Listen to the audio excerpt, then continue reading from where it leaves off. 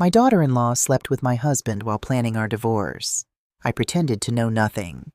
At the lawyer's office, they handed me papers designed to steal everything I owned. I smiled and signed. What I did next left everyone speechless. I'm Catherine Brennan, and this is my story. Stay with me until the end, and comment what city you're watching from so I can see how far my truth has traveled. The afternoon sun filtered through the lace curtains of my Connecticut dining room, casting soft patterns across the cream-colored tablecloth I'd used for family gatherings for 30 years. At 64, I still took pride in these small traditions. The good china arranged just so, fresh flowers from my garden as the centerpiece, cucumber sandwiches cut into perfect triangles. Rachel had called that morning, her voice tight with something I couldn't quite place. "Kate, can we talk? Just the two of us?" There was an urgency there that made my stomach clench, but I pushed the feeling aside. Rachel Clark was my daughter-in-law, Vanessa's older sister. While we'd always been cordial at family gatherings, we weren't particularly close. She was a nurse at Hartford General, practical and straightforward in a way that contrasted sharply with Vanessa's polished glamour. The fact that she wanted to meet alone was unusual enough to set off quiet alarm bells in my mind. I smoothed my hands over the tablecloth one more time, checking my reflection in the silver tea service. The woman looking back at me had aged well, I supposed. 64 years had left laugh lines around my eyes and silver threading through my auburn hair, but I'd maintained my figure and my posture. My grandmother used to say that a woman's bearing said everything about her character.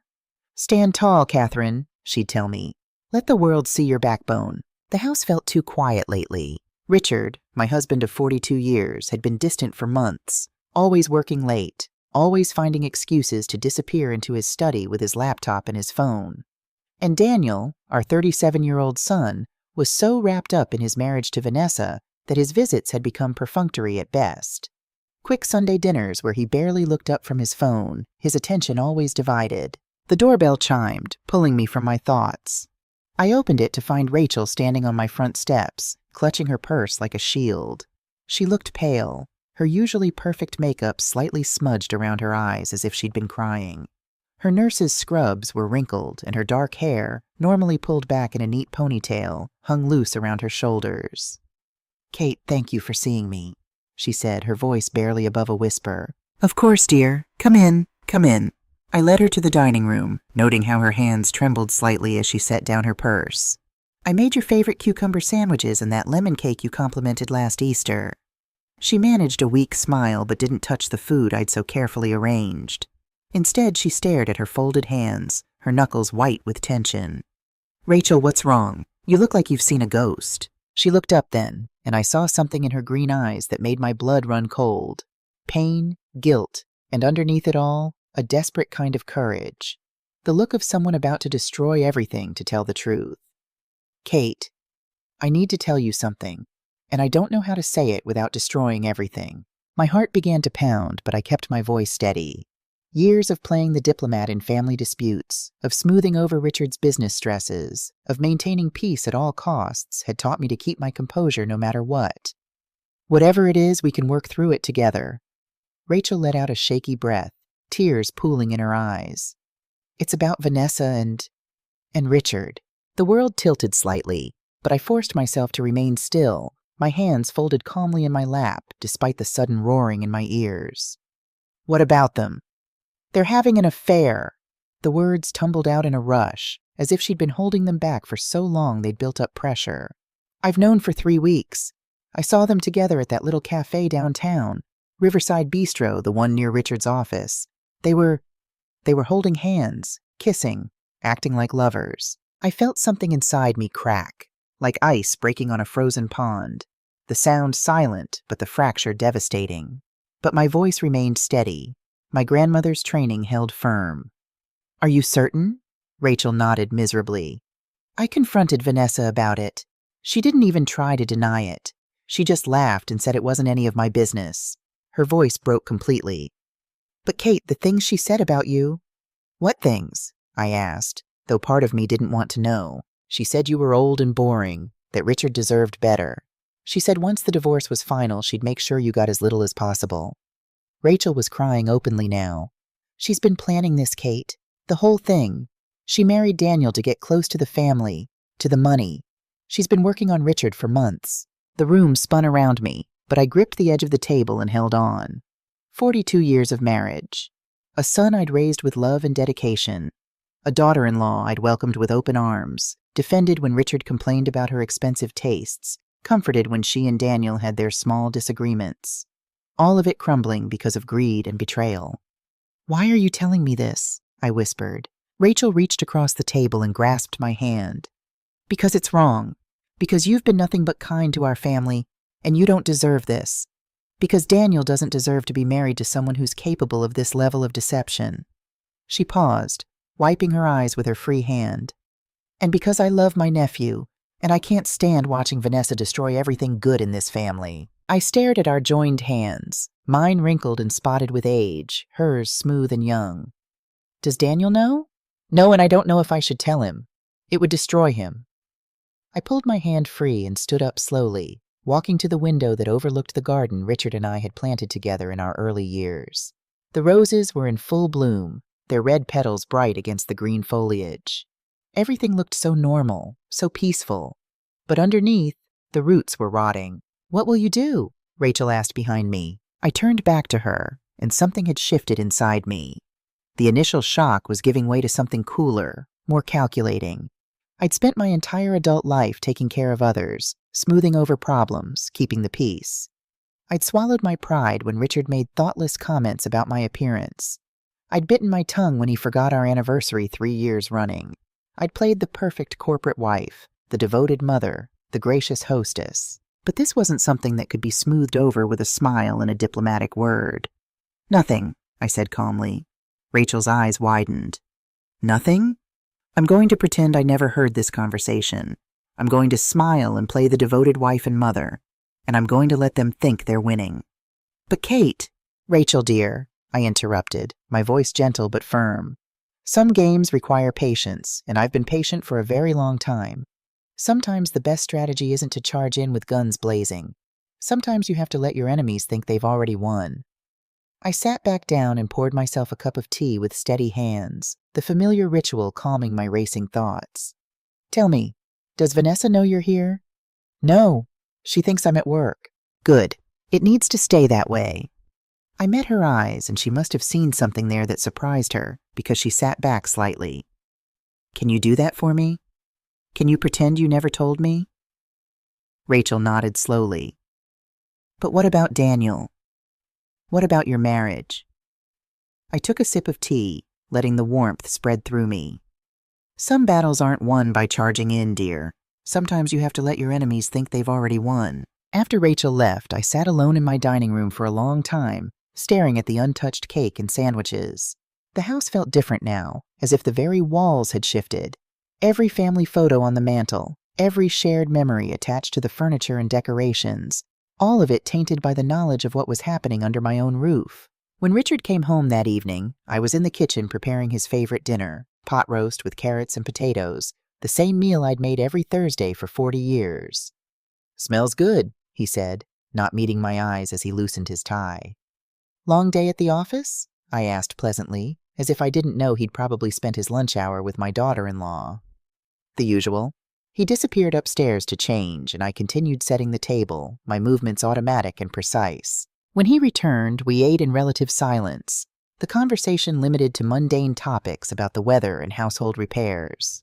But I watched him carefully now, noting things I'd overlooked before. The way he checked his phone constantly, the screen lighting up with notifications he quickly dismissed. The new cologne he'd started wearing, something younger, more expensive than his usual scent. The fact that he no longer looked at me when he spoke, his eyes always sliding away as if I were already invisible to him. 42 years, and I was just now seeing my husband clearly. That night, as he lay beside me in our king-sized bed, I stared at the ceiling and made a decision. They wanted to play games?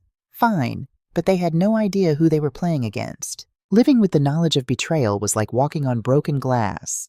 Every smile I forced, every pleasant conversation I maintained cut deeper into my soul. But I persisted, playing my role as the unsuspecting wife and mother, while carefully observing the elaborate deception unfolding in my own home. 48 hours after Rachel's revelation, I began my performance in earnest. It was a Saturday morning, and Richard was in his study, ostensibly working on a proposal for a new construction project. I knocked softly on the door, carrying a cup of his favorite coffee, dark roast with just a splash of cream.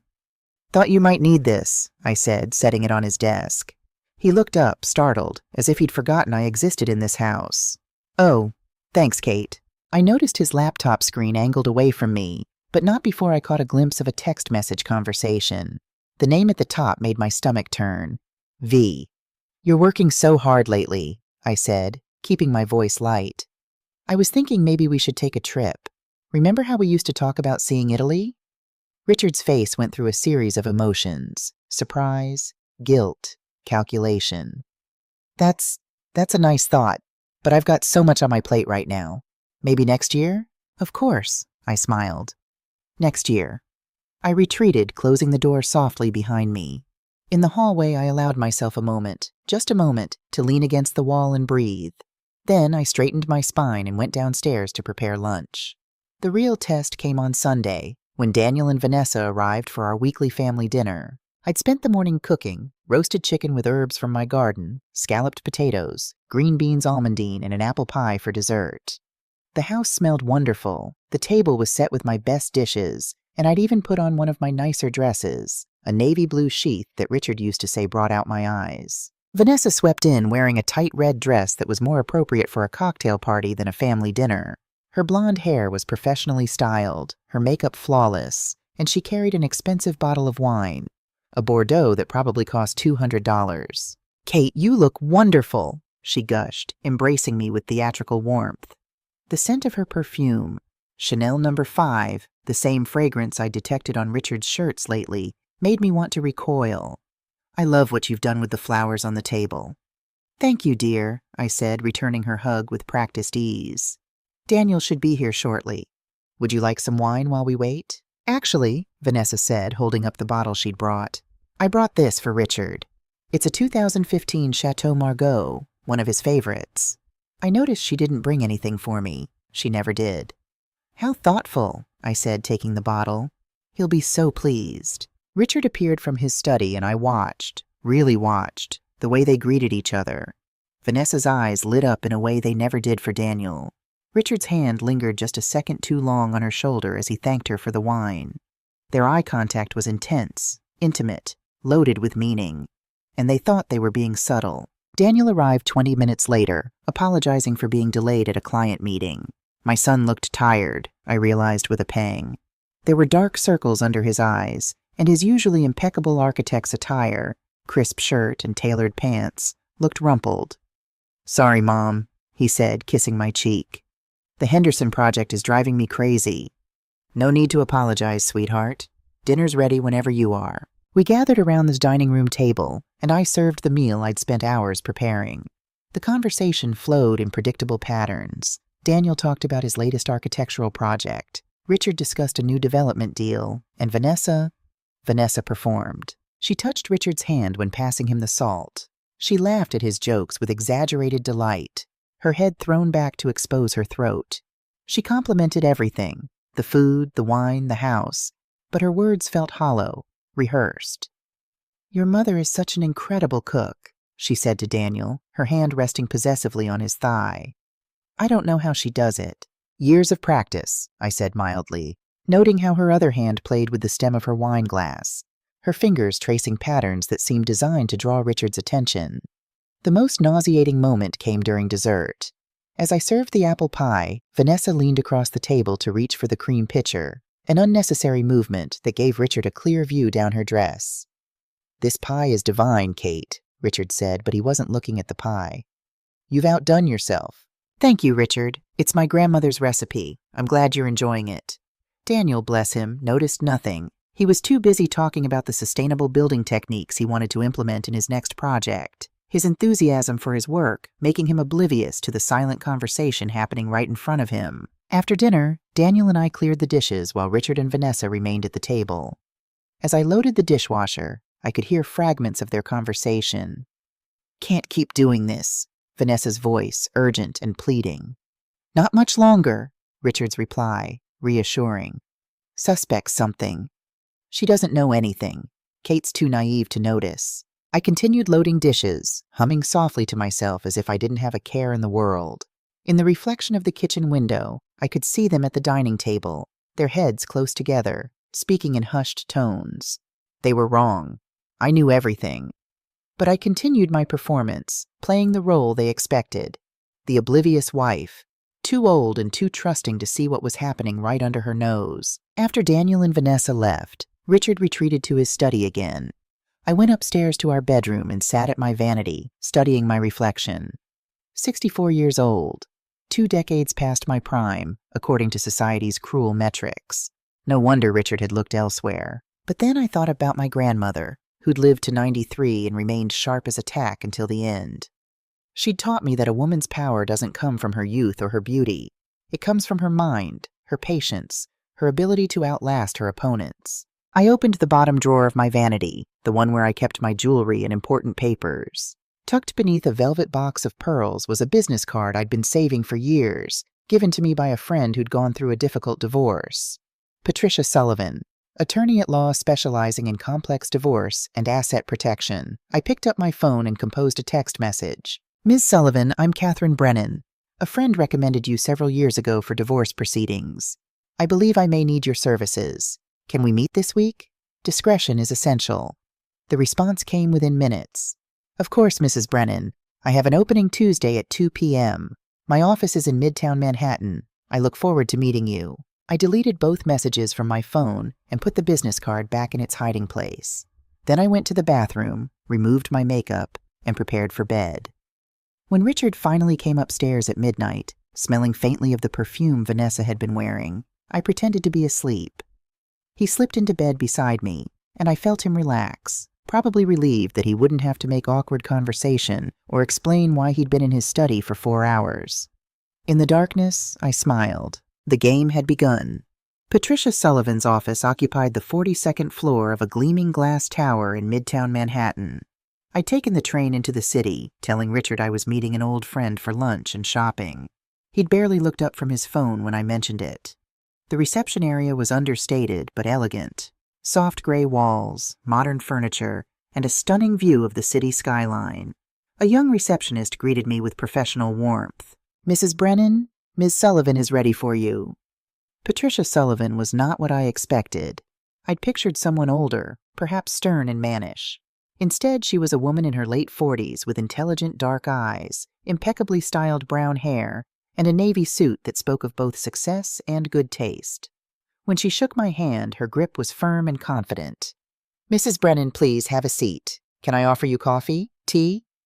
Tea would be lovely, thank you. As she prepared Earl Grey from a small service cart in her office, I took in my surroundings. The walls were lined with law books and framed degrees, Yale undergrad, Harvard Law. Her desk was organized but not sterile, with a small photo of her with 2 teenage daughters and several files stacked neatly to one side. So, she said, settling into the chair across from me rather than behind her imposing desk, a gesture I appreciated. Tell me what brings you here. I'd rehearsed this moment in my mind 100 times, but actually saying the words out loud was harder than I'd anticipated. My husband of 42 years is having an affair with our daughter-in-law. They're planning to divorce me and take everything I own. Patricia didn't react with shock or pity. She simply nodded and pulled out a legal pad. Let's start with the basics. When did you discover the affair? 5 days ago. My daughter-in-law's sister told me. She'd witnessed them together. And have you confronted your husband? No, I'm pretending I don't know anything. Patricia's eyebrows rose slightly, the first real reaction she'd shown. That's actually very smart. Most people react emotionally and tip their hand too early. May I ask why you chose to wait? Because I want to understand exactly what I'm dealing with before I make any decisions, I said. This house, our assets, our family legacy, I need to know where I stand legally. Smart, Patricia said again, making notes. Let's start with the basics. How are your assets currently titled? For the next hour, we went through everything. The house, purchased 40 years ago with money from my family's estate. The investment accounts accumulated over decades of careful saving. The family business that Richard had inherited from his father. The vacation properties in Cape Cod and Vermont. And most importantly, the trust that had been established by my grandfather. I'd brought copies of everything, deeds, account statements, insurance policies, the original trust documents that I'd found in my father's safe deposit box after he died. I spread them across Patricia's conference table like playing cards. She studied them carefully, her expression growing more focused as she read. Finally, she looked up at me with something that might have been admiration.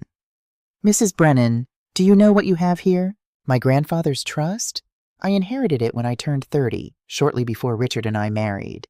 It holds the house and several investment properties." "It's more than that," Patricia said, tapping a particular clause in the document. "Your grandfather was quite forward-thinking.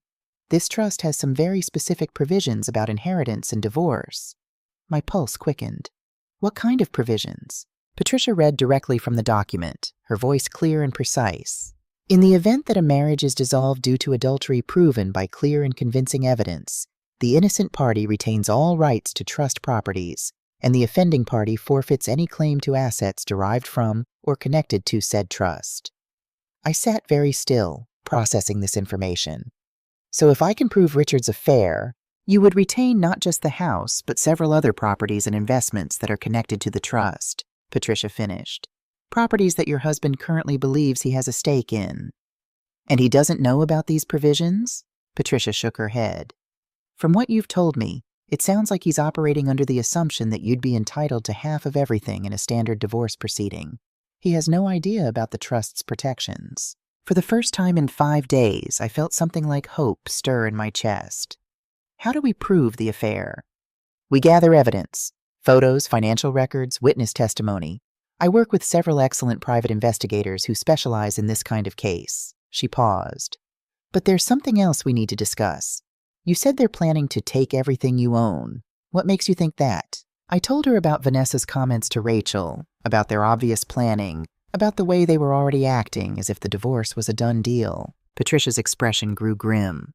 "Mrs. Brennan, I need to warn you about something. In my experience, when people are this confident, this calculated, they often have their own lawyer involved already. There's a good chance your husband will present you with divorce papers and a settlement agreement that's designed to pressure you into accepting terms quickly. What should I do if that happens? Sign nothing without consulting me first, but..." She paused, clearly thinking through a strategy. "If you want to maintain your advantage, you might consider doing exactly what they expect." "I don't understand." Patricia leaned forward, her eyes bright with the kind of strategic intelligence I was beginning to appreciate. "They think you're naive, unsuspecting. What if you continue to play that role? What if you let them think they're winning?" "You mean, pretend to be defeated?" "Exactly. Let them present their unfair settlement. React the way they expect, maybe some tears, some confusion, but ultimately compliance. Meanwhile, we build our case. We gather evidence, we document everything, and when the time is right," she smiled, "we show them exactly what happens when you underestimate Catherine Brennan." I left Patricia's office feeling lighter than I had in days. She'd given me something I hadn't realized I'd lost. Not just a legal strategy, but a sense of my own power. I wasn't just a victim of my husband's betrayal. I was a strategist, a player in this game, not just a pawn. On the train ride back to Connecticut, I watched the landscape blur past my window. Somewhere out there, Richard and Vanessa were probably together, celebrating their cleverness, planning their future in my family's house. They had no idea the game was just beginning. Over the next 2 weeks, I became someone I barely recognized, an actress playing the role of the defeated wife. But every performance had a purpose. Every gesture was calculated. It started small. One evening, as Richard and I sat in the living room, him on his laptop, me with a book, I let out a long, weary sigh. "You know," I said, as if the thought had just occurred to me, "Mrs. Peterson down the street got divorced last year."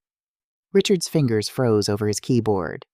"Oh? Yes. She seems happier now. Lighter, somehow." I turned a page in my book, not looking at him. "She told me at the garden club meeting that being married for so long can feel like carrying a weight you didn't even realize was there until you set it down." Silence. I could feel his eyes on me, trying to gauge if this was leading somewhere. "She's joined a book club, started taking painting classes," I continued. "She says she's discovering who she is outside of being someone's wife. It's quite admirable, really." "Kate," Richard said slowly, Are you unhappy?" I looked up, meeting his eyes with what I hoped was an expression of mild surprise. "Unhappy? No. Not unhappy exactly, just thoughtful, I suppose. We've been married for 42 years, Richard. Sometimes I wonder who I might have been if I'd had the chance to just be Catherine, not Catherine Brennan, not Daniel's mother, not the construction company owner's wife. Just me. I could see the wheels turning in his head, hope and guilt warring on his face. I never thought you felt that way. Neither did I said softly. But lately I've been doing a lot of thinking. I returned to my book, leaving him to stew in that carefully planted seed. The next week, I accidentally left a book on the coffee table, Finding Yourself After 50, A Woman's Guide to Reinvention. I made sure Richard saw it, though I pretended not to notice his double take. A few days later, I suggested he take a weekend trip with his old college friends. You work so hard, dear. You should have some fun. His surprise was almost comical. For years, I'd complained about his golf weekends, his late nights at the office. Now I was encouraging him to spend time away? Are you sure? He asked, suspicious. Of course. I might visit my college roommate in Boston. We've been talking about getting together. I watched the relief flood his face. More time apart meant more time with Vanessa, more freedom to plan their future. He probably couldn't believe his luck. The final act of my performance came on a Wednesday evening in late November. Richard had been unusually quiet all day, distracted in a way that seemed different from his normal preoccupation. When dinner was finished and we'd retreated to the living room, he cleared his throat. Kate, we need to talk. I set down my teacup, my heart pounding but my hands steady. That sounds serious. It is. He stood pacing to the window, his back to me. I've been thinking a lot about what you said. About Mrs. Peterson, about finding yourself, about all these years together. Yes? And I think maybe you're right. Maybe we've both been going through the motions for too long. He turned to face me. Kate, I think we should consider divorce. This was it, the moment I'd been preparing for. I let my face register shock. Not too much, just enough. Richard, I don't know what to say. I know this is sudden, he said quickly, moving to sit beside me. His hand reached for mine, and I had to fight every instinct not to pull away. But I think it's what we both need. We've had a good run, but people change. We're different people than we were 42 years ago. I suppose that's true, I said quietly. We can make this amicable, he continued, warming to his topic now. Fair.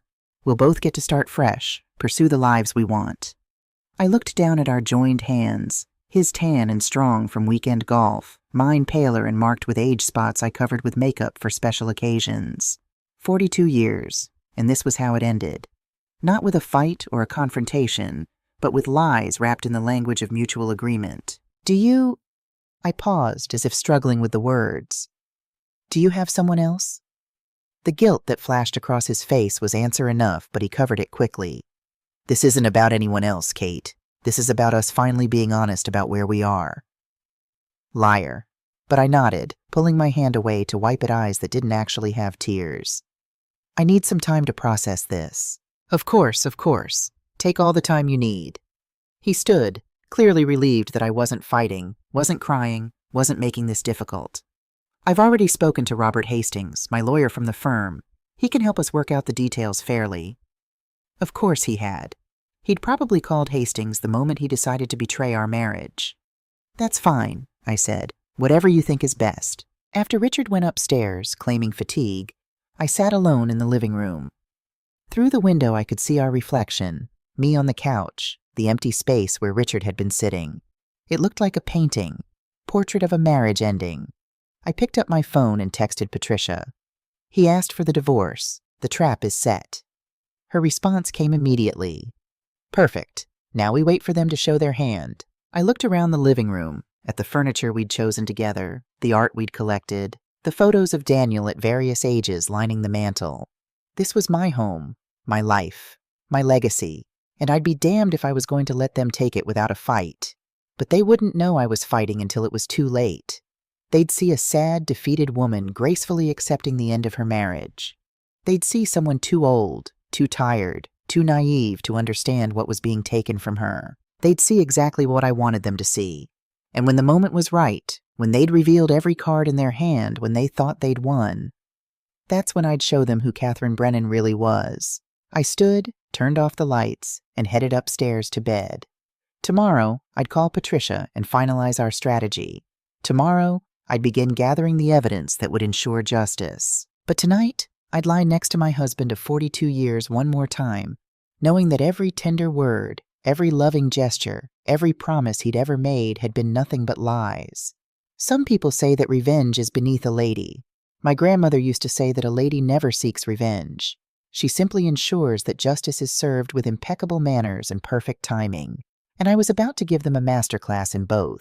2 weeks after Richard's carefully rehearsed request for divorce, I found myself sitting in the reception area of Hastings & Partners, a law firm housed in a gleaming 45-story glass tower in downtown Hartford. The waiting room was designed to intimidate. All marble floors, mahogany panels, and abstract art that probably cost more than most people's cars. Richard sat across from me, checking his phone every few seconds. He'd been on edge all morning, snapping at me over breakfast when I'd asked if he wanted eggs or just toast. Now he paced near the floor-to-ceiling windows, pretending to admire the view of the city while his fingers flew across his phone screen. I knew who he was texting. The private investigator Patricia had hired, a retired detective named Walter Pierce, had been following Richard for the past 10 days. The photographs he'd delivered to Patricia's office told a sordid story. Richard and Vanessa at the Grandview Plaza Hotel, Suite 4012, $1,200 per night. Richard and Vanessa having lunch at an intimate French restaurant in West Hartford. Richard and Vanessa shopping together at an upscale jewelry store where he'd purchased a diamond bracelet for $8,500. All charged to the credit card connected to our joint account. He was buying gifts for his mistress with my money.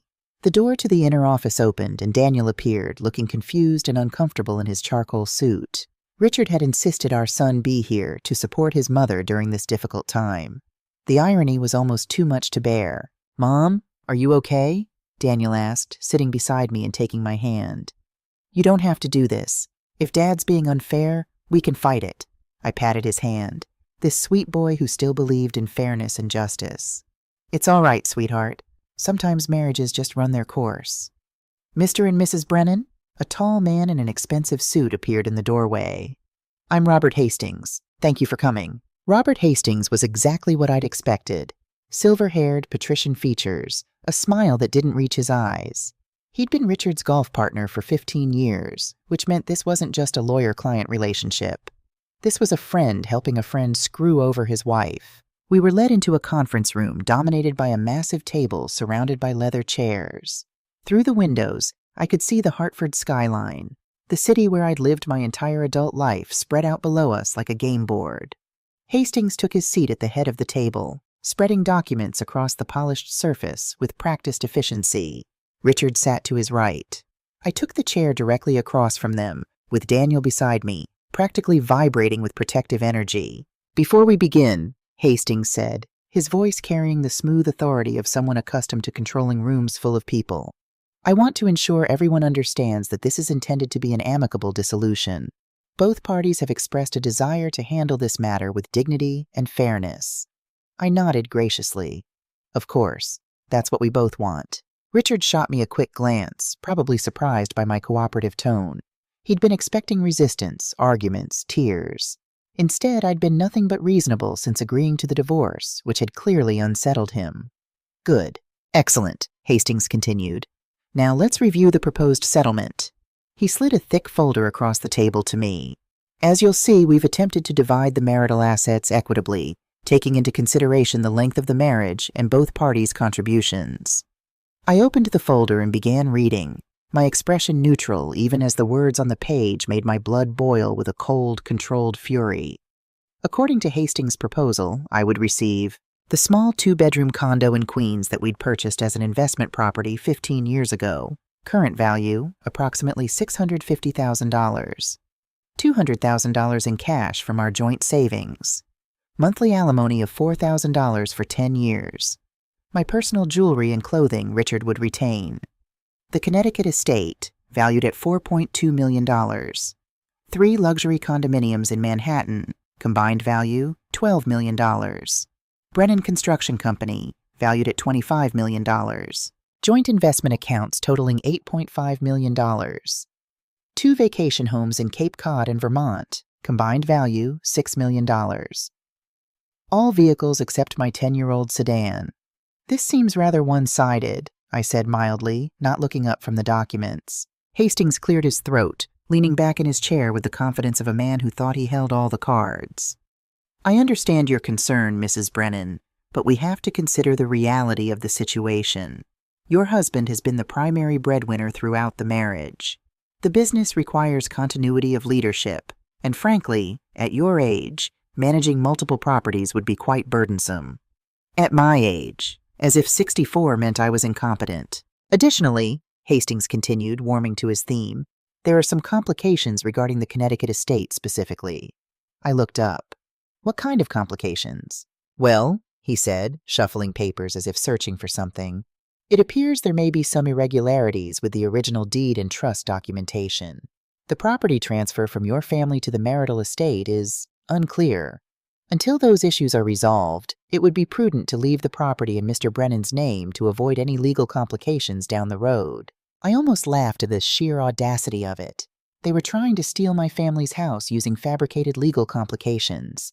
I could see Vanessa's hand in this. She'd probably been researching the property for months, looking for any angle to claim it. I see, I said quietly. And these irregularities, when do you expect them to be resolved? Hastings waved his hand dismissively. These things can take years to sort out. Generational property transfers, trust modifications. It's quite complex. Really, it's better for everyone if we keep things simple. Daniel couldn't contain himself any longer. This isn't simple. It's highway robbery. Mom, you can't agree to this. Richard leaned forward, his voice taking on the patient, condescending tone he'd perfected over decades of explaining business deals he thought were too complex for me to understand. Daniel, son, your mother won't have to worry about property taxes, maintenance, all those headaches. The condo will be perfect for her, much more manageable. She can decorate it however she wants. Start fresh. Manageable. Start fresh. As if I were a child who needed protecting from adult responsibilities. I looked around the table, taking in each face. Hastings, smug and satisfied with his clever manipulation of legal language. Richard trying to look sympathetic while barely containing his excitement at getting everything he wanted. And Daniel, my sweet boy, looking at his father with growing horror as he began to understand what was really happening. Well, I said, closing the folder with a soft snap, I suppose you've thought of everything. Hastings smiled, probably thinking he'd won. We've tried to be thorough, Mrs. Brennan. Of course, you're welcome to have your own attorney review the documents, but I think you'll find everything is quite standard for a case like this. A case like this, a devoted wife of 42 years being discarded so her husband could play house with their son's wife. That won't be necessary, I said, reaching for the pen Hastings offered. The room went silent. Even Richard looked surprised. Mom, wait, Daniel started. Are you sure, Mrs. Brennan? Hastings asked, unable to hide his satisfaction. You don't want time to think about it? I met his eyes steadily. I'm 64 years old, Mr. Hastings. I know my own mind. Where do I sign? Daniel stood up abruptly. No, Mom, this is insane. You're giving up everything. I turned to my son, this good man who still believed in fairness because I'd raised him to. Daniel, sweetheart, sometimes in life you have to know when to fight and when to accept reality. Your father and I have had a good run, but it's time for both of us to start new chapters. But please, son, don't make this harder than it already is. Daniel's face was a mask of anguish and confusion, but he sat down slowly, his hand gripping the armrest so hard his knuckles turned white. Hastings pointed to lines at the bottom of various pages. Signature here, and here, initial here. I signed my name with steady strokes, each letter precisely formed. Catherine Elizabeth Brennan. The same signature I'd used on our marriage certificate 42 years ago, back when I'd believed in forever. As I set down the pen, I looked directly at Richard. There, I hope this gives you everything you're looking for. Something flickered in his eyes then. Guilt, maybe, or a belated recognition of what he was destroying. But the moment passed quickly, replaced by the selfish satisfaction of a man who thought he'd gotten away with betraying his wife. Hastings gathered the signed documents with obvious pleasure. Excellent. I'll file these with the court tomorrow. The divorce should be finalized within 60 days. 60 days until Richard was free to marry his son's wife. 60 days until Vanessa thought she'd be living in my family home. 60 days until they discovered that some games have rules the players don't even know exist. After the meeting, Daniel insisted on walking me to my car. The moment we were alone in the parking garage, he exploded. "Mom, what the hell was that? You just gave away everything. The house, the money, that's your inheritance, your security." I unlocked my car but didn't get in. Instead, I turned to face my son, really looking at him. He'd inherited my eyes and his father's height, and right now those eyes were filled with tears of frustration and helplessness. "Daniel, I need you to trust me." "Trust you? Mom, you just signed away your entire life." "Did I?" I asked softly. He stared at me, confused. "What do you mean?" I glanced around the parking garage, making sure we were alone. "Sweetheart, do you remember what I taught you about chess when you were little?" "Chess? Mom, this isn't the time." "Humor me. What did I teach you about chess?" He frowned, clearly thinking this was some kind of emotional breakdown. You said that sometimes the best move is the one your opponent doesn't see coming, that sometimes you have to sacrifice a piece to win the game." "Exactly." I cupped his face with both hands.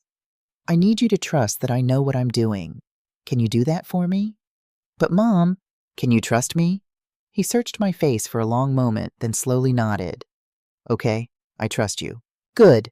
Now go home to your wife. And Daniel?" I dropped my hands. "Pay attention. Really pay attention to the people around you." I got into my car and drove away, leaving him standing in the parking garage looking thoroughly confused. In my rearview mirror, I watched him pull out his phone, probably calling Vanessa to tell her about the meeting. Good. Let her hear about my complete capitulation. Let her celebrate her victory. My phone buzzed with a text from Patricia. "Did you sign?" "Every page," I texted back. "Perfect. Now we wait for them to get comfortable. Overconfident people make mistakes." I smiled as I merged onto the highway heading back to Connecticut. Let them get comfortable. Let them plan their future together in my house. Let Vanessa start shopping for new furniture and planning renovations. Because in 60 days, when the divorce was supposed to be finalized and they tried to claim their prizes, they were going to discover that some property doesn't belong to husbands or wives. It belongs to bloodlines. And mine stretched back 4 generations. That evening, while I prepared dinner in my kitchen, the kitchen where I'd cooked thousands of meals, where I'd taught Daniel to make his grandmother's chocolate chip cookies, where I'd celebrated birthdays and holidays and ordinary Tuesdays, my son's life was falling apart. I didn't know it yet. But Walter Pierce, my private investigator, was parked across the street from Daniel and Vanessa's Tribeca penthouse, camera ready, documenting everything. According to the report he'd give me the next day, this is what happened. Daniel arrived home at 7:15 p.m. to find Vanessa in their living room, surrounded by shopping bags from high-end furniture stores. She was wearing a silk robe, champagne chilling in an ice bucket, looking like a cat who'd caught the canary. "Baby, how did it go?" she asked, bouncing up to kiss him. Daniel pulled away. "It was awful. Mom just gave up. She signed everything without even fighting." "Well, maybe she knows when she's beaten," Vanessa said, pouring 2 glasses of champagne. "Come on, let's celebrate your parents finally making a mature decision." "Celebrate?" Daniel stared at her. "My mother just lost everything, and you want to celebrate?" Vanessa's smile faltered slightly. "I just meant, they've both been unhappy for so long. Isn't it better that they're finally free?" "Free? Vanessa, my mother is 64 years old. She just signed away her financial security. She's getting $4,000 a month, plus that condo." Vanessa's voice took on an edge. "That's more than most people have." "It's nothing compared to what my father is keeping." "Well, maybe if she'd contributed more to the marriage." "Contributed?" Daniel's voice rose. "She raised me, managed that entire estate, hosted every business dinner and client event for Dad's company for 40 years. What the hell do you mean contributed?" Vanessa realized she'd made a mistake. She softened her approach, moving closer to Daniel, touching his arm. "You're right, baby. I'm sorry. I know you're upset. I just hate seeing you so stressed." She pressed against him. "Let me help you relax." "I need to call Mom," Daniel said, pulling out his phone. "Now? It's late. Let her rest." She shouldn't be alone right now. Vanessa's phone rang then, the special ringtone she'd set for Richard. Daniel watched her face change, saw the way her eyes lit up. "I should get this," she said. It's Rachel. She's been having some issues." "Rachel?" Since when do you talk to your sister? Since she's family, Vanessa snapped, then caught herself. I mean, we've been trying to reconnect. I'll just be a minute. She stepped onto their balcony, sliding the glass door closed behind her. But she didn't close it all the way, her first mistake. Daniel stood there, debating whether to call me, when he heard Vanessa's voice carrying through the gap in the door. We did it, baby. Daniel froze. I know. I can't believe she just rolled over like that. Vanessa laughed, a sound he'd never heard from her before, sharp and cruel. The whole estate, everything. You were right, she's completely clueless. Baby? She'd called someone baby, and it wasn't him. Daniel moved closer to the door, his heart pounding. 60 days, Vanessa continued. That's all we have to wait, and then we can… She laughed again. I already picked out new furniture for the master bedroom. That floral wallpaper Kate has is absolutely hideous.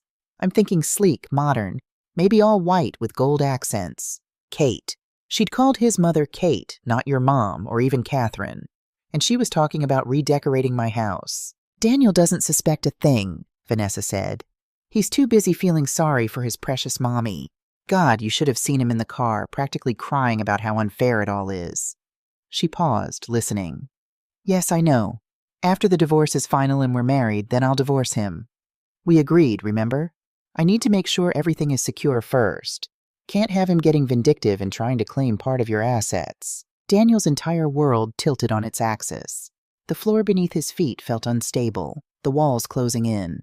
The woman he loved, the woman he'd married 3 years ago, had been planning this all along. What do you mean, when am I going to divorce him? Vanessa's voice took on a petulant tone. Richard, we talked about this. I need to make sure you're actually going to marry me before I dump Daniel. I'm not stupid. Richard. She was talking to his father. Daniel's hand shot out to grip the doorframe, his knees threatening to give out. I love you too, Vanessa purred. Can't wait to wake up in our house every morning. That view from the master bedroom is incredible. We should put a hot tub on the balcony. Oh, and I want to turn Kate's precious rose garden into a Zen meditation space. All those flowers are so old-fashioned. Something broke inside Daniel then. Not loudly, not dramatically, but completely. The image he'd had of his wife, of his marriage, of his entire life, shattered like a mirror hitting concrete. 1,000 pieces of reflection showing him nothing but lies.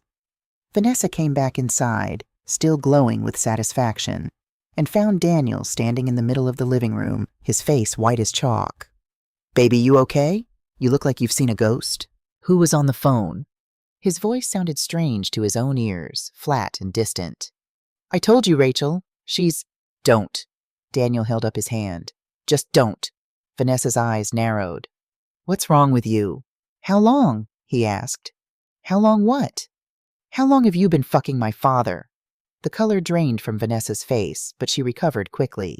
Too quickly. Evidence of practice in deception. Daniel, I don't know what you… I heard you, he said, his voice shaking now. On the balcony. I heard everything. For a moment they stared at each other. Then Vanessa's face changed. The mask of the loving wife fell away, replaced by something cold and calculating that Daniel had never seen before. Well, she said, setting down her champagne glass carefully. I guess we're done pretending then. Done pretending? Daniel's voice cracked. Vanessa, we've been married for 3 years, and it's been the longest con of my life, she said, moving to the bedroom. But hey, it worked, didn't it? Your stupid mother signed away everything. Daniel followed her, watching in disbelief as she pulled out a suitcase and started throwing clothes into it. You never loved me? Vanessa laughed, that same cruel sound he'd heard on the balcony. Love you? Daniel, you're a nice guy and everything, but you're boring. And worse, you're not as rich as I thought you'd be. Turns out all the money was in your mom's family, and your dad has access to it. So, she shrugged. I upgraded. Upgraded, Daniel repeated numbly. Don't look at me like that. You got 3 years with a woman way out of your league. You should be thanking me for the free sex. The casual cruelty of it, the complete lack of remorse, finally penetrated Daniel's shock and reached the anger underneath. Get out, he said quietly. Oh, I'm going. Trust me, I can't wait to get out of this mediocre apartment and into that beautiful estate. She zipped up the suitcase. You know what? I'm doing you a favor. Now you can find some boring girl who wants to talk about sustainable architecture and have boring missionary sex twice a month. Get out, Daniel shouted. Get out of my home. Gladly. Vanessa grabbed her purse and the suitcase. At the door, she turned back. Oh, and Daniel? Your mom knew. About the affair, I mean. Rachel told her weeks ago. So when you're crying to Mommy about mean old Vanessa, just remember, she's been lying to you too. She slammed the door behind her, leaving Daniel standing in the wreckage of his marriage, trying to process what she'd just said. I knew. I'd known for weeks, and I hadn't told him. He pulled out his phone with shaking hands and did what he should have done hours ago. He called me. My phone rang at 10:47 p.m. I was in bed, reading, Richard already asleep beside me, or pretending to be. When I saw Daniel's name on the screen, my heart clenched. Daniel? Sweetheart, it's late. Are you okay? Mom! His voice was broken, raw with tears. Mom, I need to come over, now. Please. Of course, I'll put on tea. Drive carefully. Richard stirred. Who was that? Daniel. He's coming over. At this hour? What for? He didn't say. Richard's phone buzzed then, a text message that lit up his face in the darkness. I didn't need to see it to know who it was from. 20 minutes later, I heard Daniel's car in the driveway.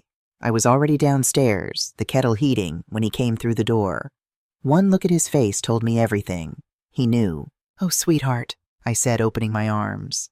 Daniel collapsed into them, this tall, accomplished man reduced to a sobbing child by the betrayal of everyone he'd trusted. I held him while he cried, stroking his hair the way I had when he was small and afraid of thunderstorms. When the storm of emotion finally passed, I led him to the kitchen table and poured chamomile tea into his favorite mug, the one with the cartoon architect on it that he'd gotten as a birthday gag gift years ago. Tell me, I said gently. And he did. He told me about overhearing Vanessa's phone call, about the confrontation, about the cruel things she'd said as she left. Every word was a knife to my heart, not for my own pain, but for his. And then she said... He stopped, looking at me with eyes full of hurt. She said you knew, that Rachel told you weeks ago, and you didn't tell me. Yes, I said simply. That's true. Why? The word was barely a whisper. Why didn't you warn me? I took his hands in mine. Because I needed to be sure. Because I needed evidence. And because... I took a deep breath. Because I knew that if I told you, you'd confront them immediately, and they'd find a way to twist it, to make me seem like the paranoid old woman trying to poison your marriage. I would have believed you. Would you have? Really? I asked gently. Before tonight, if I'd told you that your wife was having an affair with your father, would you have believed me without proof? Or would you have thought I was just bitter about the divorce? Daniel opened his mouth to protest, then closed it. We both knew the answer. I needed them to reveal themselves, I continued, and I needed to protect what matters. What matters more than me? His voice cracked. Nothing. You matter more than anything, Daniel. But protecting you meant protecting our family, our legacy, and yes, myself. Because if Vanessa and your father had succeeded in their plan, they wouldn't have stopped at taking the house. They would have isolated you, turned you against me, and eventually, I paused. Did you know that Vanessa took out a life insurance policy on me? Daniel's face went white. What? I retrieved the folder Patricia had prepared and pushed it across the table. $2 million. She forged my signature. The insurance company called to verify, which is how I found out. With shaking hands, Daniel opened the folder. Inside was the forged insurance application, along with other documents Patricia had compiled. The trail of Vanessa's past, the mysterious death of her Aunt Margaret, the 2 wealthy older men she'd dated who died unexpectedly. She's done this before, Daniel whispered, reading. Mom, she's killed people. We don't know that for certain, I said, though I suspected it was true. But Detective Morrison is investigating. Margaret Thompson's body has been exhumed. If they find what they expect to find... Poison, Daniel said, reading the report. Digitalis, the same thing we use in low doses for heart medication. But in high doses... He looked up at me, horror in his eyes. She was going to kill you. Maybe. Or maybe the policy was just insurance. A backup plan if she couldn't get what she wanted through the divorce. Daniel stood abruptly, pacing the kitchen like a caged animal. How are you so calm about this? How can you just sit there talking about murder and betrayal like it's a business transaction? Because falling apart won't help either of us, I said firmly. Because I spent 2 weeks crying into my pillow every night, and now I'm past that. Because I've been planning my response while they've been planning my destruction. He stopped pacing, staring at me. Planning your response? Mom, what did you do? I signed that settlement agreement today, I said. I let them think they won. But you didn't give away the house, Daniel said slowly, understanding dawning. The trust. You told me once about grandfather's trust, how it protected the property. Section 7B, I confirmed. In the event of divorce due to adultery, the innocent party retains all trust assets. Your father knows nothing about it. Neither does Vanessa. They think they're getting the Connecticut estate, the Manhattan properties, everything. But they're not. No. In 60 days, when the divorce is supposed to be finalized, they're going to discover that they get nothing. Your father will keep his company, which, by the way, has $3 million in debt he doesn't think I know about. He'll keep his car. That's about it. Daniel sat back down heavily. You've been playing them this whole time. Learning to play chess with them, I corrected. And I've been winning. For the first time since he'd arrived, Daniel smiled, a small, broken smile, but genuine. Grandfather would be proud. He always said you had the sharpest mind in the family. Your grandfather taught me that sometimes the best way to win is to let your opponent think they've already won. People get careless when they think the game is over. We sat in silence for a moment, drinking our tea. Then Daniel said, What happens now? Now you go home, pack Vanessa's remaining things, and have them delivered to wherever she's staying. I assume she went to your father's apartment? Probably. File for divorce immediately. I'll have Patricia recommend a good attorney for you, someone who specializes in fraud and deception in marriage. With the evidence we have, you'll get an annulment rather than a divorce. The marriage will be declared void, as if it never happened. As if it never happened, Daniel repeated. I wish it never had. Don't say that. If you hadn't married Vanessa, we might never have discovered what your father was capable of. Better to know now than to spend another 20 years living with a lie. Daniel nodded, but I could see the pain in his eyes. He'd loved her, or thought he had. That kind of betrayal doesn't heal quickly. There's one more thing, I said hesitantly. Rachel, Vanessa's sister. She's the one who warned me. She tried to stop Vanessa, tried to protect this family even though it meant betraying her own sister. I should thank her, Daniel said. You should, I agreed. But Daniel, I think maybe you should wait a while before getting too close to anyone new. You need time to heal. He looked at me with a wisdom beyond his years, aged by the night's revelations. Mom, I'm 37 years old. I know I need time. But when the time is right, Rachel is nothing like her sister. No, I agreed.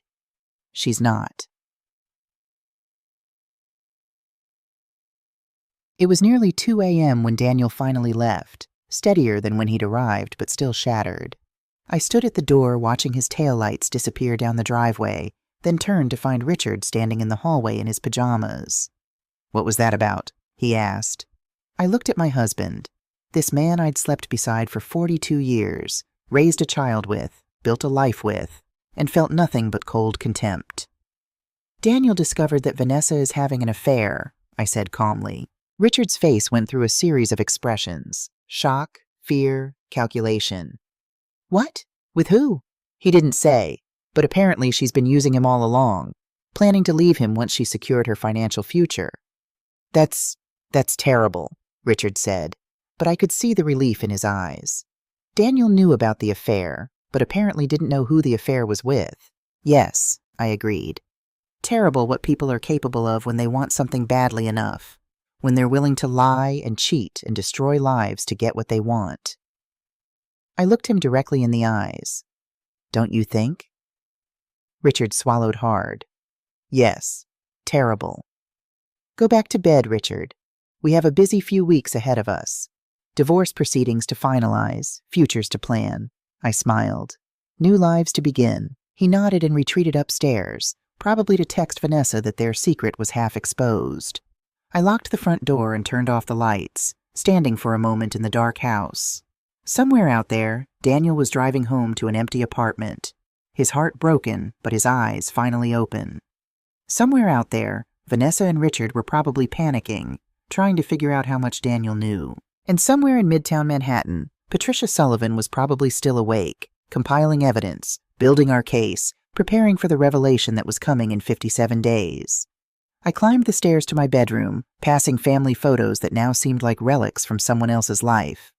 In the master bathroom, I washed my face and looked at my reflection, 64 years old, but my eyes sharp and clear and filled with purpose. Some games require patience, I told my reflection, repeating the words I'd said to Rachel weeks ago. And I've been patient for a very long time. But patience had its limits, and in 57 days, patience would give way to justice. 3 weeks before the 60-day mark, my life had become a carefully choreographed performance. Every morning, I woke up beside Richard and wished him a pleasant day. Every evening, I prepared dinner and made small talk about the weather and neighborhood gossip. Every night, I lay awake listening to him sleep, planning my next move. But beneath the surface of this domestic tranquility, a different kind of war was being waged. Walter Pierce, my private investigator, had become my secret weapon. A former NYPD detective with 30 years of experience, Walter had the face of someone's kindly grandfather and the instincts of a bloodhound. He'd been documenting Richard and Vanessa's affair with methodical precision.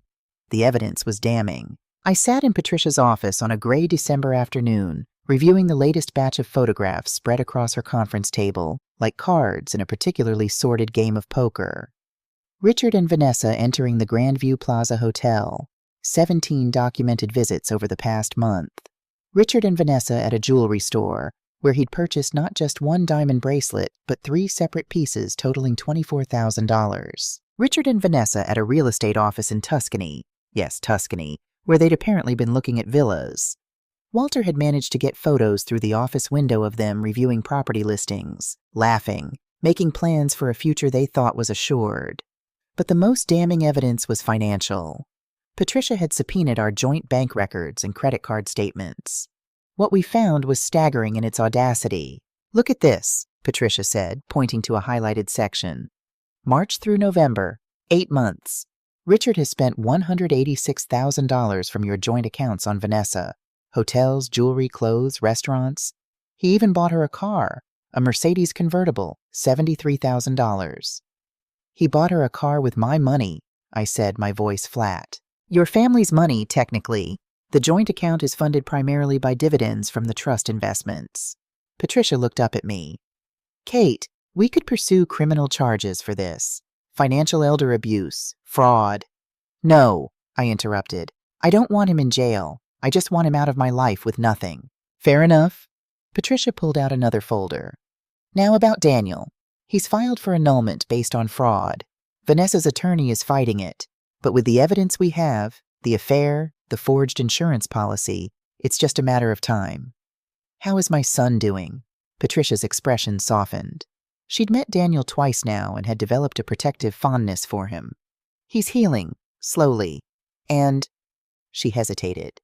"He's been spending time with Rachel. I know. She's been good for him, patient, honest, everything her sister isn't." "There's something else you should know," Patricia said, pulling out a final folder. This one was marked with Detective Morrison's name. Margaret Thompson's autopsy results came back. I leaned forward, my heart pounding. Digitalis poisoning. Levels consistent with intentional overdose, not accidental. The DA is building a case against Vanessa for first-degree murder. The room seemed to contract around me. I'd suspected, of course, but knowing was different from suspecting. "There's more," Patricia continued. "Morrison investigated those 2 men Vanessa dated before Daniel. Robert Fitzgerald, age 68, died of a heart attack in 2019. Harold Weston, age 72, died of a stroke in 2020. Both deaths were ruled natural at the time, but Morrison is pushing to have the cases reopened." "She's a serial killer," I whispered. "Potentially. And Kate." Patricia's voice was gentle but firm. "That insurance policy on you? We need to take it seriously. Morrison has assigned an officer to watch your house. Plainclothes, unmarked car, just in case." The reality of my situation hit me then with the force of a physical blow. My husband wasn't just having an affair. He was involved with a woman who may have killed multiple people for money. A woman who had forged my signature on a life insurance policy worth $2 million. "Does Richard know?" I asked. "About Vanessa's past?" We don't think so.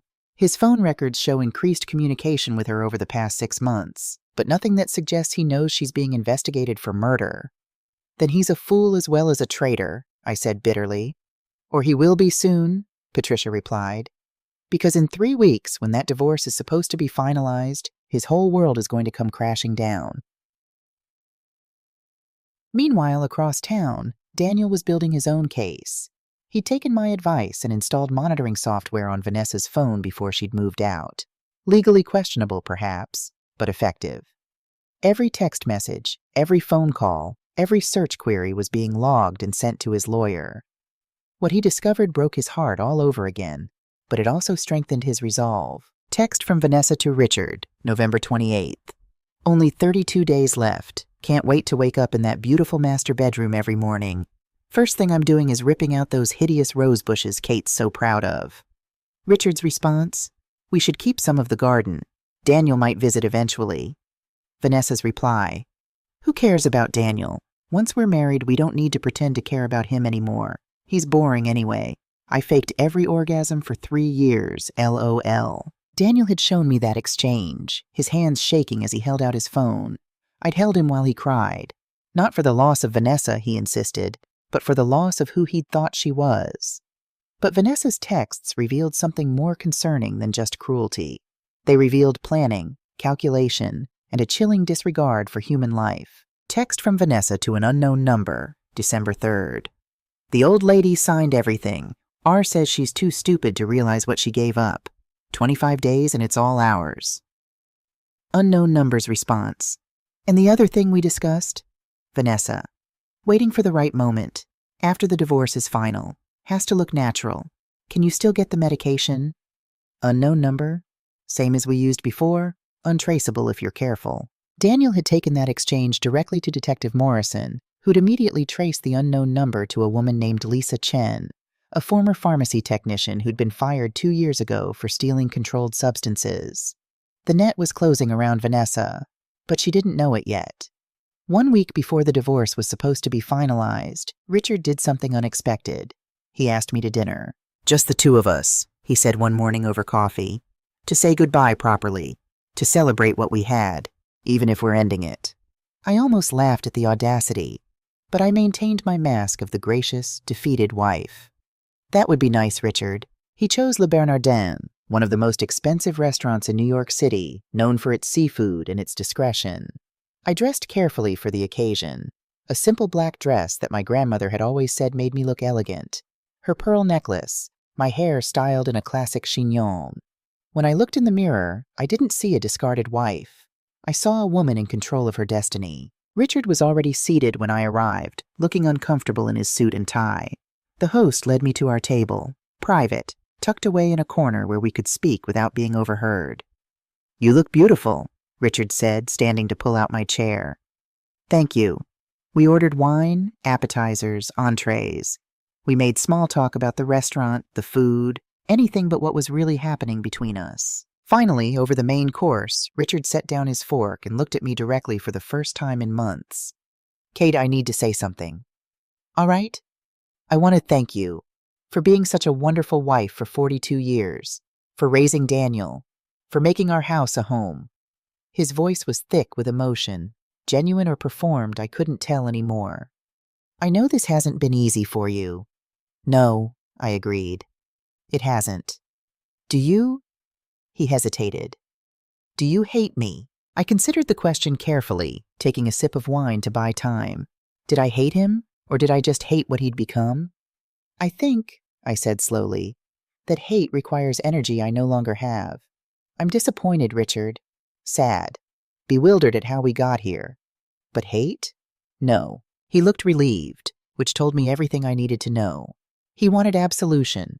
Wanted to leave this marriage feeling like a good guy who'd simply grown apart from his wife, not a betrayer who'd destroyed 42 years for a younger woman. I wasn't going to give him that comfort. Richard, I know about Vanessa. His face went white. His wine glass stopped halfway to his lips. What? The affair, the hotels, the jewelry, the villa in Tuscany you've been planning to buy together. I kept my voice conversational, as if discussing the weather. I've known for quite some time. Kate, Let me finish. I set down my own glass with careful precision. I know you've been planning this divorce for months. I know Vanessa married our son specifically to get close to our family's money. I know she's been manipulating both of you, though I suspect you're too infatuated to see it. Richard's mouth opened and closed, no words emerging. I also know about the forged life insurance policy, the one Vanessa took out in my name, naming herself as beneficiary. Did you know about that, Richard? No, I swear I didn't know. I believe you. You're not that clever. I leaned back in my chair. But here's what I can't figure out. Did you know about Margaret Thompson? Who? Vanessa's aunt, who died very suddenly 2 years ago and left Vanessa $450,000, who was poisoned with digitalis disguised as a heart attack. The color drained completely from Richard's face now. Poisoned? Kate, what are you talking about? Your girlfriend, your future wife, is being investigated for murder, Richard. Multiple murders, actually. And you've tied yourself to her so completely that when she goes down, you're going to fall right alongside her. I can't. Richard pushed back from the table, his chair scraping against the floor. This is insane. You're making this up because you're angry. Am I? I pulled out my phone and showed him a photo, one of the many Walter Pierce had taken. Richard and Vanessa kissing outside the Grandview Plaza Hotel, the timestamp clear. November 15th, 2:47 p.m. Where did you get that? He whispered. I hired a private investigator. I have 47 photos just like this one. I have bank statements showing you've spent $186,000 on her in 8 months. I have text messages where she calls our son boring and stupid. I have proof of fraud, adultery, conspiracy. I put my phone away. And in 7 days, I'm going to use all of it. Richard slumped in his chair, looking suddenly old and tired. What do you want? I don't want anything from you, Richard. You've already given me everything I need. Evidence of your betrayal. Justification for invoking Section 7B of the Brennan Family Trust. Section what? I smiled then, coldly. You never read the trust documents, did you? You just assumed that because we'd been married for 4 decades, you had rights to my family's property. Kate, please. Section 7B states that in the event of divorce caused by adultery, the innocent party retains all trust assets. The house, the Manhattan condos, the investments, all of it stays with me. You get nothing. The realization hit him like a physical blow. Nothing? Well, not nothing. You'll keep your company, and its $3 million in debt. You'll keep your car, your clothes, whatever assets you accumulated before our marriage. I stood up, gathering my purse. But my family's legacy, the home we raised our son in, the security you thought you'd retire in comfort with, that all stays with me. You can't do this. I already have. The papers were filed this morning. I looked down at him, this man I'd once loved, now reduced to a desperate stranger. The question now is, what will you do? Richard looked up at me, panic and anger warring on his face. I'll fight this. I'll get my own lawyers. With what money? I've already frozen our joint accounts pending the divorce settlement. And Robert Hastings? I smiled. Patricia filed a complaint with the state bar about his conduct in our case. He's too busy trying to save his own license to help you. I started to walk away, then turned back. Oh, and Richard, you should probably warn Vanessa that Detective Morrison is planning to arrest her tomorrow morning. Murder charges, multiple counts. Kate, please. I'm sorry. I'm so sorry. I'll leave Vanessa. I'll come back. We can fix this. No, we can't. And I don't want to. I looked at him one final time. I want you to remember this moment, Richard. Remember that you had everything. A devoted wife, a wonderful son, a beautiful life, and you threw it all away for a woman who was planning to murder me for insurance money. Remember that when you're alone. I left him sitting at the table, his face buried in his hands. The maitre d' gave me a knowing look as I passed. He'd probably seen this scene played out dozens of times in this elegant restaurant. Outside, the December air was cold and crisp. I breathed it in, feeling lighter than I had in months. My phone buzzed with a text from Patricia. How did it go? He knows everything now, I typed back, and he's terrified. Good. See you in court in 7 days. I got into the car service I'd arranged and gave the driver my address. As we pulled away from the restaurant, I caught a glimpse of Richard through the window, still sitting at our table, alone. 42 years of marriage, ending not with love or even hatred, but with cold, calculated justice. My grandmother would have approved. The morning of December 15th dawned gray and cold, with snow threatening in the heavy clouds. Exactly 60 days since I'd signed those divorce papers in Robert Hastings' office.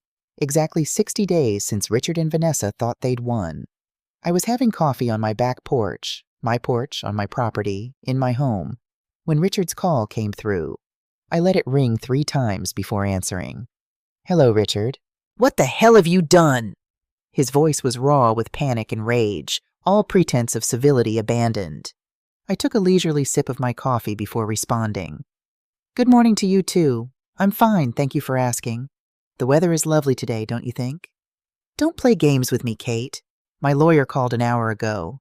He says there's a problem with the house, something about a trust that nobody mentioned before." "Oh, that."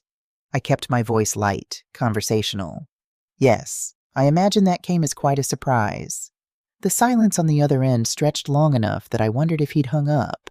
Then his voice came back, lower and more dangerous than before. You knew about this trust the whole time, didn't you?"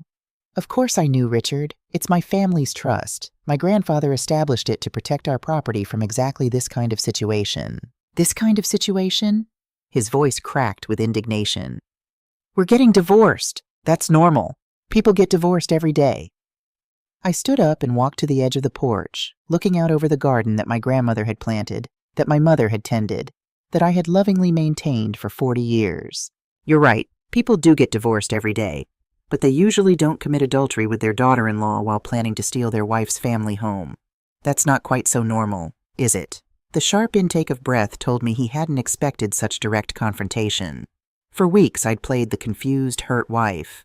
Now he was hearing from the woman who'd been planning his downfall while he celebrated his cleverness. "How long have you known?" he asked finally. "About me and Vanessa?" "Long enough. Long enough to document everything. Long enough to protect what matters.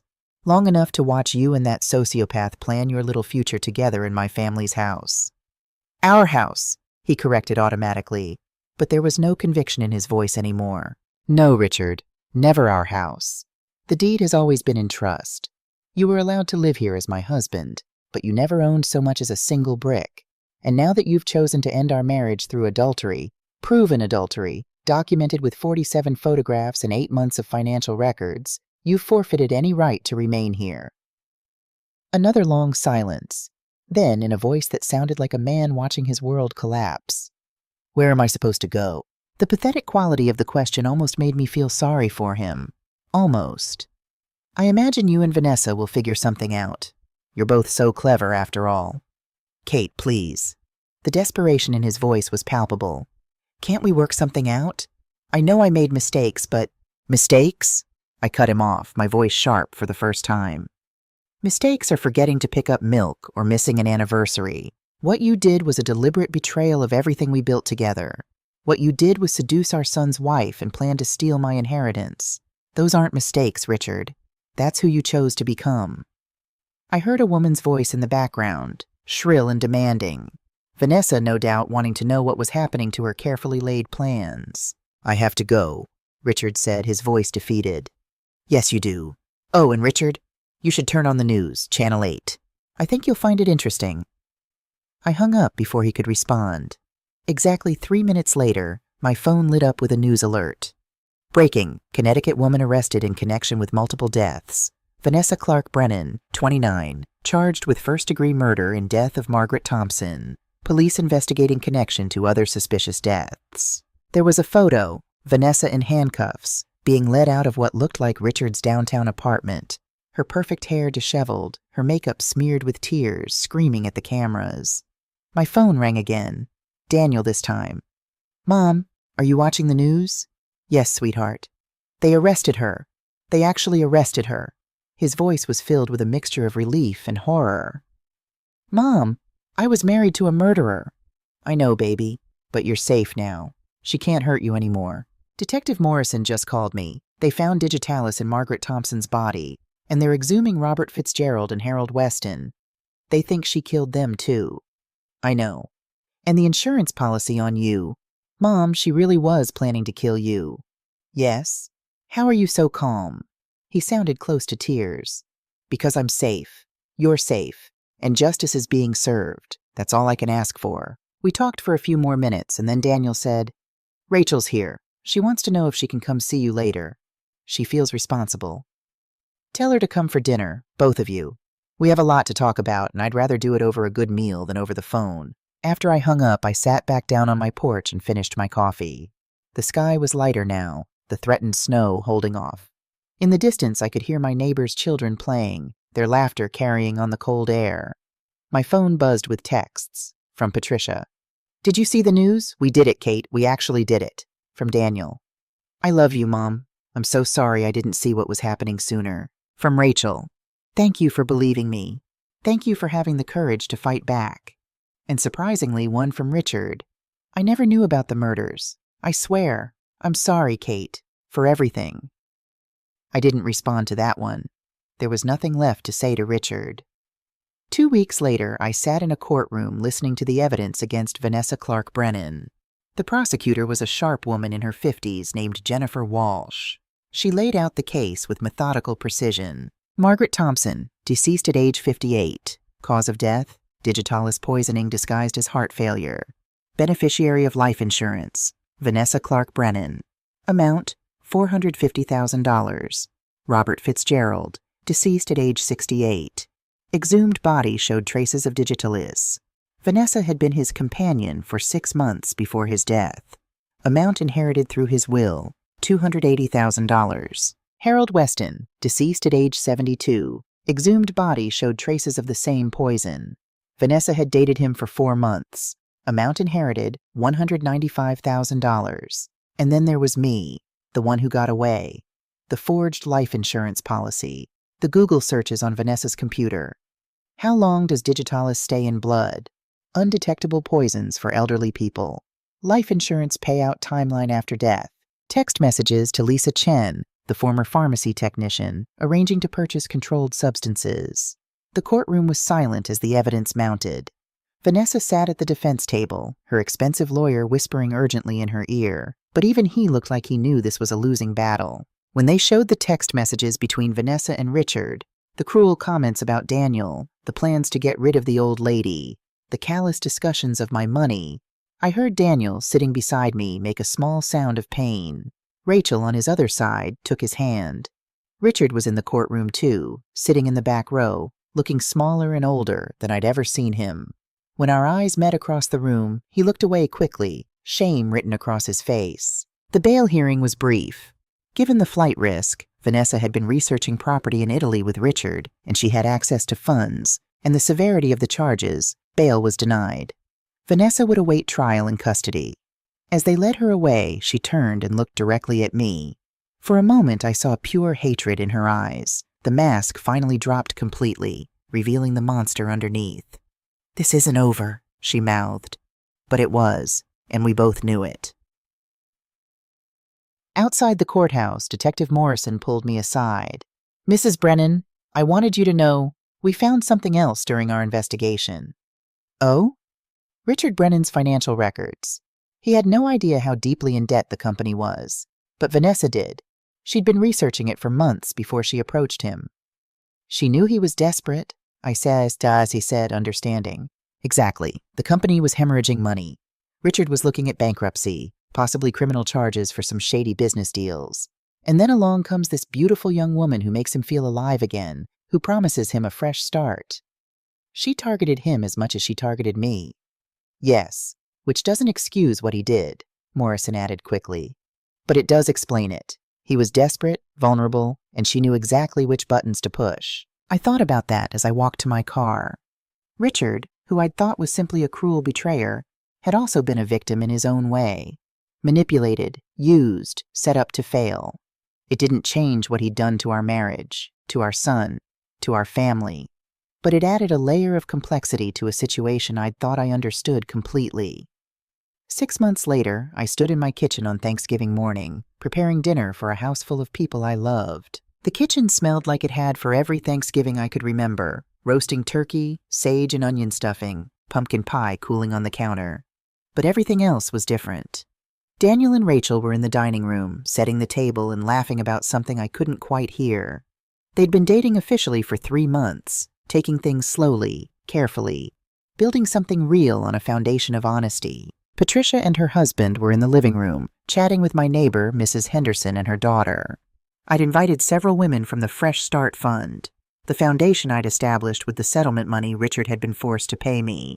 Women who'd been betrayed, abandoned, left vulnerable. Women I was helping to rebuild their lives. Detective Morrison had stopped by earlier to drop off a pie his wife had made and to give me an update. Vanessa's trial was set for February. The prosecution was confident. She would likely spend the rest of her life in prison. Richard was living in a small apartment in Hartford, working as a consultant for his former company, which had been sold to pay his debts. Daniel had met with him once at Richard's request. The conversation had been painful but necessary. Forgiveness would take time, might never come completely, but Daniel was trying to understand rather than simply condemn. I hadn't seen Richard since the courthouse. He'd sent a letter a few months ago, pages and pages of apologies, explanations, self-recrimination. I'd read it once and filed it away. Maybe someday I'd read it again. Maybe not. The doorbell rang and I wiped my hands on my apron, heading to answer it. Rachel stood on my front steps, holding a beautiful flower arrangement, not roses from the garden that Vanessa had wanted to destroy, but chrysanthemums and asters in fall colors. "For you," she said, smiling, "to say thank you for everything." "You don't need to thank me, dear. You saved my life. And you saved mine. You showed me that doing the right thing, even when it's hard, even when it costs you everything, is worth it." I pulled her into a hug, this woman who'd had the courage to betray her own sister to save strangers. "You're family now," I whispered. "You know that, right?" "I hope so," she whispered back. Daniel appeared in this hallway, and the smile that lit up his face when he saw Rachel made my heart soar. This is what love should look like. Open, honest, joyful. "Dinner in 30 minutes, I announced. "Daniel, can you open the wine? Rachel, would you help me with the gravy?" As we worked together in the kitchen, I looked around at the home I'd fought so hard to keep. The home that 4 generations of my family had lived in. The home that Vanessa had tried to steal, that Richard had tried to give away. It was mine. Truly, completely mine. But more than that, it was full again.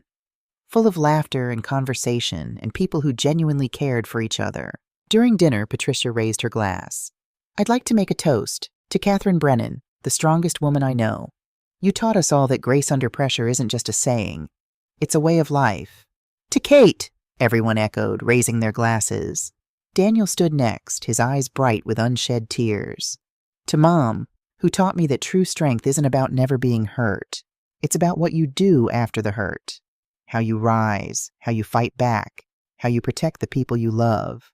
"To new beginnings," Rachel added softly. "And to families we choose as much as families we're born into," Mrs. Henderson said, smiling at the women from the Fresh Start Fund. I raised my own glass, looking around the table at these faces, some old, some new, all beloved. "To survival," I said. "To justice, and to the knowledge that at any age, at any stage of life, it's never too late to discover who you really are when everything false is stripped away." We drank, and then the conversation flowed naturally. Stories and laughter and the easy comfort of people who'd been through darkness together and come out into the light. Later, after everyone had gone home and the dishes were washed and put away, I stood alone in my living room. The house was quiet now, but it was a peaceful quiet, not the oppressive silence of secrets and lies. I opened my jewelry box and pulled out my original wedding ring, the simple gold band Richard had placed on my finger 42 years ago. The inscription inside read, "Forever and always." Forever had lasted 42 years. Always had ended the day he chose another woman over his family. But that didn't erase the good years. The love that had been real, even if it hadn't been permanent. The son we'd raised together.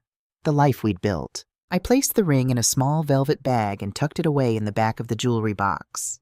Not thrown away. That felt wrong somehow. But put away. A relic of who I used to be. My phone buzzed with a text from Daniel. "Thank you for the best Thanksgiving ever. Rachel and I are so grateful to have you in our lives." I typed back, Thank you for becoming the man I always knew you could be. Sleep well, sweetheart. A moment later, another text. Mom, I'm going to ask Rachel to marry me. At Christmas. I wanted you to know first.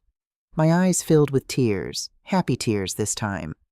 She'll say yes, and I couldn't be happier for you both. Will you help me pick out a ring? I want something that will last, something real. Of course, we'll go together. I walked through the house one more time, turning off lights, checking locks, the same ritual I'd performed for 40 years. But now it felt different, peaceful rather than routine, secure rather than automatic. In the mirror by the front door, I caught my reflection.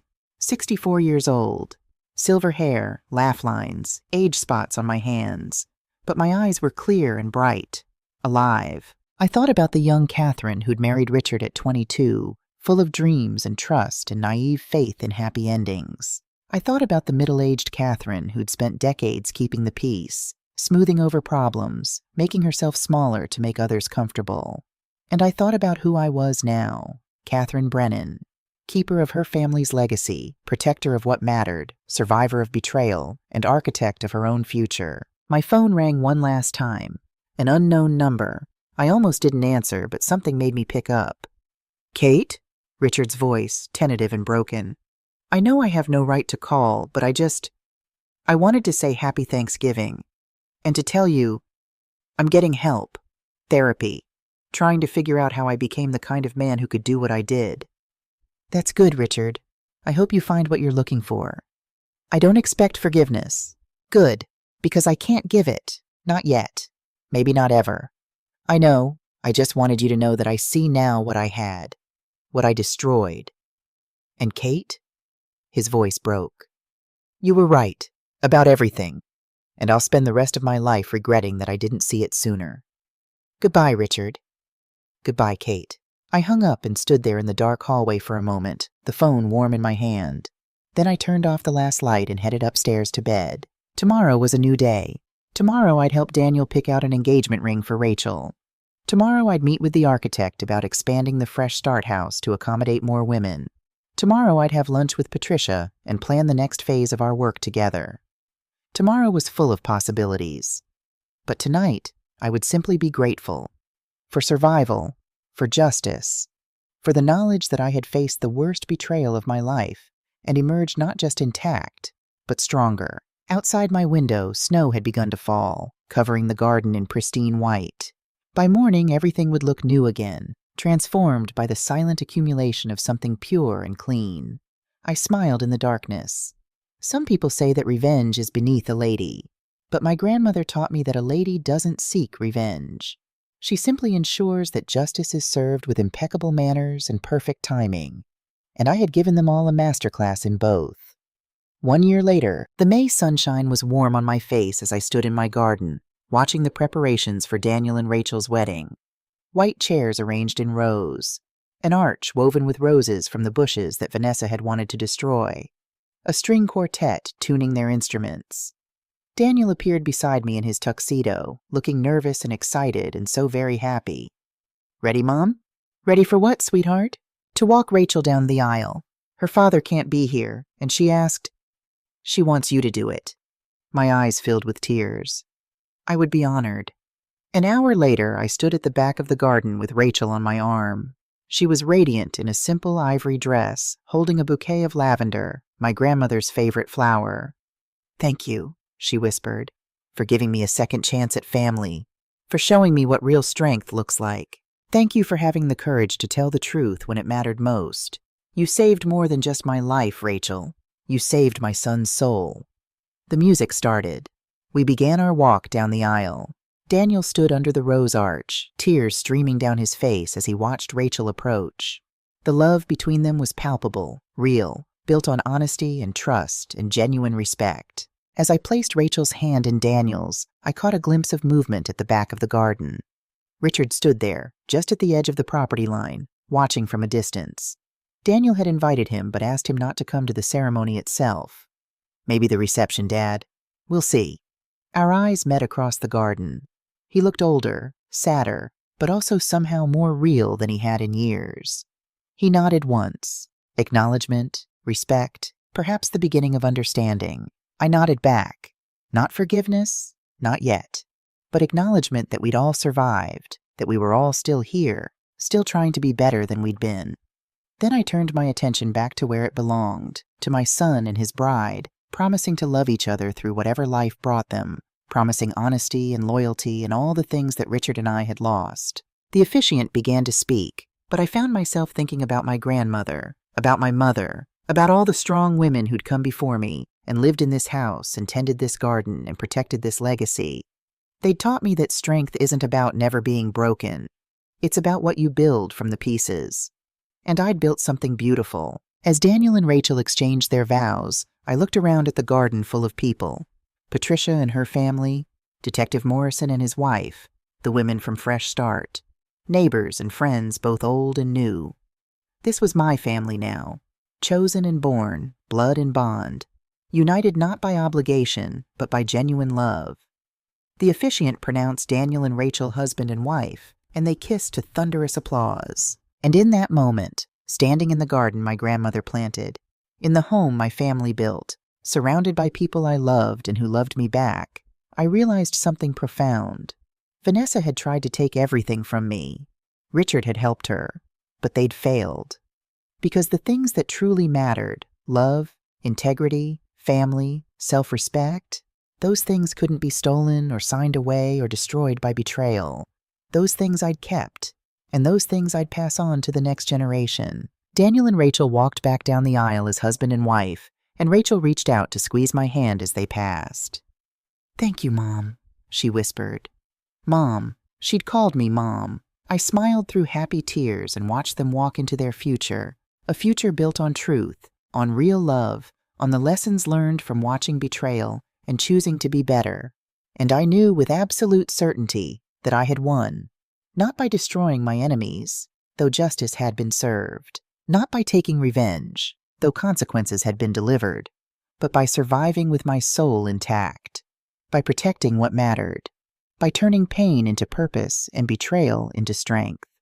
At 65 years old, I'd learned who I really was when everything false was stripped away, and I'd never felt more powerful in my life. Thank you for following Catherine's journey. Comment below. What would you have done in her situation? Have you ever had to find strength you didn't know you had? Share your city and your story. I read every comment. If you enjoyed this story, there are 2 more on my channel that you might love. I'll leave them on screen now. Thank you for watching until the end. You're part of Catherine's victory too.